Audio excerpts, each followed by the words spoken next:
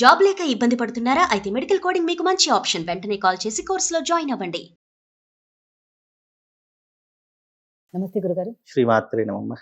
దేవుడికి పూలు పెడతారు. అయితే ఈరోజు పూలు పెట్టాక పూల మాల కానీ విడిగా పూలు కానీ పెట్టినప్పుడు మరుసటి రోజు అవి పూలు బాగా ఫ్రెష్గా ఉన్నాయి అంటే ఏం వాడిపోలేదు ఎండిపోలేదు అంటే కొంతమంది తీయరు గురుగారు. అవును, వాస్తవం. నిజంగా దేవుడికి అలా పూలు అలాగే ఉంచొచ్చా? నిజంగానే అసలు ఎప్పుడు తీసేయాలి? ఎంత ఫ్రెష్గా అనిపించినా కూడా కొంతమంది ఉంచడం వల్ల ఏమన్నా కష్టాలు లాంటివి వస్తాయా? తప్పకుండా తెలియజేస్తున్నాను. ముందుగా వీక్షిస్తున్న ప్రేక్షకులందరికీ శ్రీమాత్రే నమః, శ్రీ గురుభ్యో నమః. నమస్తే అస్తు మహామాయే శ్రీపీఠే సురపూజితే శంఖచక్ర గదాహస్తే మహాలక్ష్మీ నమోస్తుతే. నిజానికి పుష్పములు అనేటటువంటి భగవంతుడికి మనం ప్రేమతో సమర్పించేటటువంటివి, అలాగే పుష్పాలు అలంకరణకి గుర్తుగా పెట్టేటటువంటివి పుష్పాలు అని అర్థం. ఈ పుష్పములు అనేటటువంటివి భగవంతుడి యొక్క కైంకర్యాలలో ఈ రోజు పెట్టినటువంటి పూలు నిజానికి సాయంకాలం తీసేసి మళ్ళీ సాయంకాలం కొత్త పూలు పెట్టాలి. లేదు ఇక సాయంకాలం అనేటటువంటి పూజ చాలా మట్టుకు చేసుకోరు కాబట్టి ఆలయంలో కానీ లేదు ఇళ్లల్లో కానీ ఉదయకాలం తప్పకుండా మళ్ళీ అవన్నీ పూలు తీసేయాలి. అది శుభ్రంగా ఉన్నా మళ్ళీ అవి ఫ్రెష్గా ఉన్నా వాడిపోకపోయినా ఒక్కసారి దేవుడికి పెట్టినటువంటి పూలు మరుసటి రోజున ఎట్టి పరిస్థితుల్లో తీసేయాలి. అలా తీసేయకుండా చాలా మంది కొంతమంది ఇళ్లలో వారం వారం పూలు తీసేస్తుంటారు, వారం వారం క్లీన్ చేసేస్తూ ఉంటారు. అంటే గృహంలో అనేటటువంటి విషయాన్ని పక్కన పెడితే గనక ఎప్పుడూ కూడా అలాంటి పుష్పాలు ఈ రోజు మనం పెట్టాము అంటే తెల్లవారితే మళ్ళీ ఆ పుష్పాలు తీసి కొత్త పుష్పాలు పెట్టాలి. నీ దగ్గర పుష్పాలు లేవు, అక్షతలు వేసైనా నువ్వు నమస్కారం చేసుకోవాలి తప్ప. అలాగే మాలిన్యాన్ని ఆ మాలిన్యాన్ని అనేటటువంటిది ఎప్పటికప్పుడు క్లీన్ చేస్తూ ఉండాలి. ఎందుకంటే అలా చేయడం కూడా దోషభూయిష్టమే అని అర్థము. అలా చేయడం వల్ల ఇంట్లో అరిష్టములు, ఏ రకమైనటువంటి అరిష్టములు జరుగుతాయి అని అంటే కనుక ఇంట్లో మనశ్శాంతి ఉండదు, అలాగే ఆర్థిక పరమైన ఇబ్బందులు విపరీతంగా పెరిగిపోతూ ఉంటాయి, అలాగే ఆరోగ్యం ఎప్పటికప్పుడు క్షీణిస్తూ ఉంటాయి, ఇంట్లో చీటికి మాటికి గొడవలు అవుతూ ఉంటాయి, మనస్సు ప్రశాంతంగా ఉండేటటువంటి ఈ విధానమే ఉండదు. ఇలాంటి అనేక రకమైనటువంటి విషయాలు ఆ యొక్క పుష్పాల వల్ల కలుగుతాయి అని శాస్త్రము.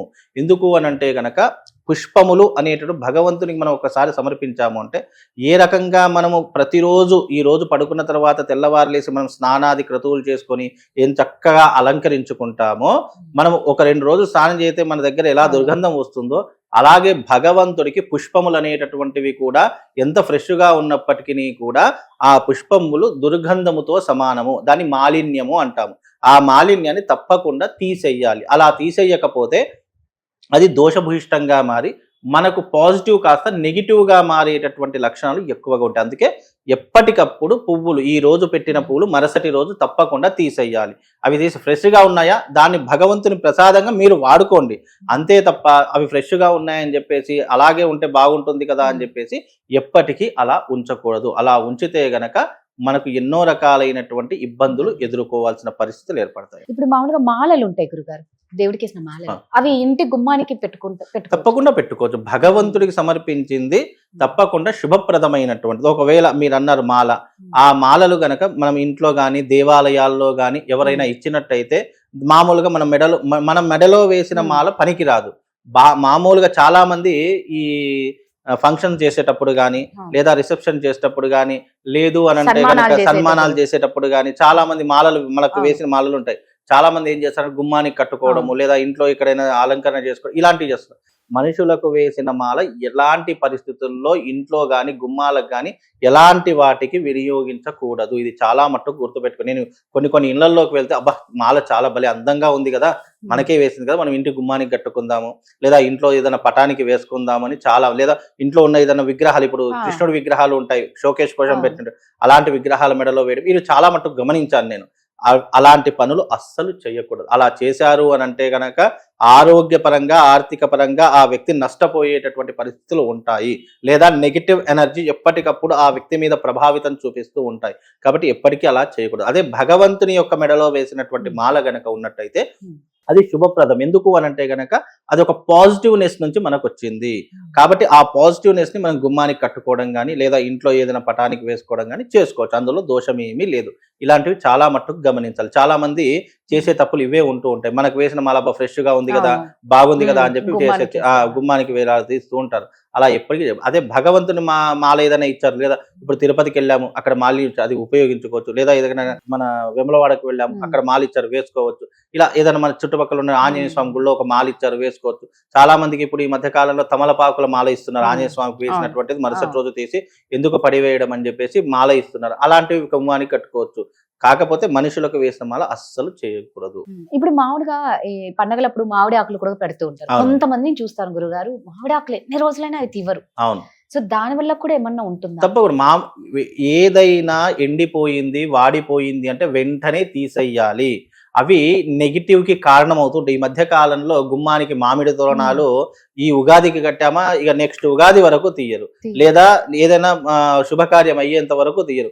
ఎప్పుడూ కూడా అలా పెట్టుకోకూడదు. ఎందుకు అనంటే గనక ఏవైతే వాడిపోయినవి, ఎండిపోయినవి గుమ్మానికి ఉంటాయో అవి ఎక్కువ శాతము రాక్షసుల యొక్క దృష్టి దాని మీద పడి ఆ రాక్షసులు దాంట్లో నివసించడానికి సిద్ధమవుతూ ఉంటారు. లేదా నెగిటివ్ ఎనర్జీ, నర దృష్టి, చెడు దృష్టి, గ్రహ దృష్టి ఇవన్నీ కూడా దాని మీద కూర్చుండి ఇంట్లో అశాంతిని నెలకొల్పుతూ ఉంటాయి. ఇంట్లో ఎప్పుడూ కూడా నెగిటివ్ ఎనర్జీని నెలకొల్పుతూ ఉంటాయి. కాబట్టి ఎప్పుడూ కూడా మీ గుమ్మానికి గనక ఎండినటువంటి మామిడి తోరణాలు కానీ, ఎండినటువంటి పూలమాలలు కానీ, ఎండినటువంటి పుష్పాలు కానీ ఉంటే వెంటనే తీసేయండి. దాని బదులుగా ఇప్పుడు ఆర్డినరీగా పూలు ఏదైనా ఆర్టిఫిషియల్ గా వస్తుంది, లేదంటే అది పెట్టుకో, అంటే మీకు అందంగా కనిపించాలి అంటే అవి పెట్టుకోండి. లేదు అని అంటే ఎండినటువంటివి ఏమంటే వెంటనే తీసేస్తే గనక శుభప్రదంగా ఉంటుంది. లేకపోతే మనం చేసే చిన్న చిన్న తప్పులే మన జీవితాన్ని చాలా మట్టుకు నాశనం చేస్తుంటాయి. అవి చాలా మంది అర్థం చేసుకోరు. ఈ చిన్నదాన్ని ఎవరు పట్టించుకుంటారులే అని అనుకున్నాం. కానీ అలాంటి చిన్నవే మనిషికి ఎన్నో రకాల కష్టాలను, ఇబ్బందులను కొని తెచ్చి పెడుతుంది. కాబట్టి ఈ చిన్న చిన్న తప్పులు కూడా చేయకపోతే ఇంకా మీ జీవితం చాలా బాగుంటుంది అని అందరూ అర్థం చేసుకోవాలి. ఇలాంటివి ఏమైనా ఉంటే తొందరగా తీసేస్తే బాగుంటుంది. అదే మీరు అన్నట్టు ఏంటంటే చాలా మంది మేము ఇన్ని పూజలు చేస్తున్నాం ఏమన్నా కొన్ని తెలియక మనం తెలియక చాలా నాకు కొంతమంది అంటారు, ఏంటి నేను చెయ్యని పూజ లేదు, ఎక్కడి మెట్టు లేదు, లేదంటే నేను వెళ్ళని గుడి లేదు. ఇలా చాలా అవునమ్మా చేస్తున్నావు, కానీ నీ ఇంట్లో కూడా నువ్వు ప్రశాంతంగా ఉండాలంటే నీ ఇంటిని కూడా ఒక దేవాలయంలా తీర్చిదిద్దుకోవాలి.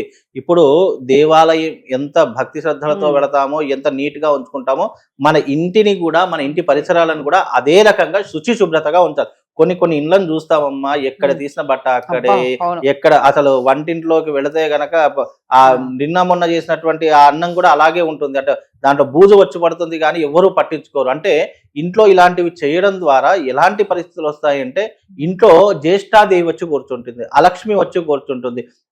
ఆ ఇంట్లో ప్రశాంతత అనేటటువంటిది. ఇంటిని ఎవరైతే శుభ్రంగా ఉంచుకోరో వాళ్ళ ఇంటికి తప్పకుండా దారిద్ర దేవత తిరుగుతుందట. అందుకే చాలా మట్టుకు దేవాలయాన్ని ఎంత శ్రద్ధగా మనం క్లీన్ గా పెట్టుకొని ఎంతో భక్తిగా వెళతామో, ఇంటిని కూడా అదే రకంగా నువ్వు శుచి శుభ్రతగా ఉంచుకుంటే నీ ఇంట్లో ఎప్పుడు పాజిటివ్ ఎనర్జీ తిరుగుతూ ఉంటుంది. కాబట్టి ఇది చాలా మంది ఆలోచించుకోవాలి. ఎందుకంటే ఇప్పుడు ఉన్నటువంటి పరిగెత్తే కాలము, చాలా మంది అడిగితే సమయం లేదండి, ఇంటిని పట్టించుకోవడమే కష్టమవుతుందండి. నీ ఇంటిని నువ్వు పట్టించుకోకపోతే, నీ యొక్క ఎనర్జీని నువ్వు పెంచుకోకపోతే నువ్వు ఎప్పుడు ఎక్కడ తీసుకొంగడ అక్కడే ఉంటుంది. నీ జీవితంలో వృద్ధిలోకి రాలేవిగా.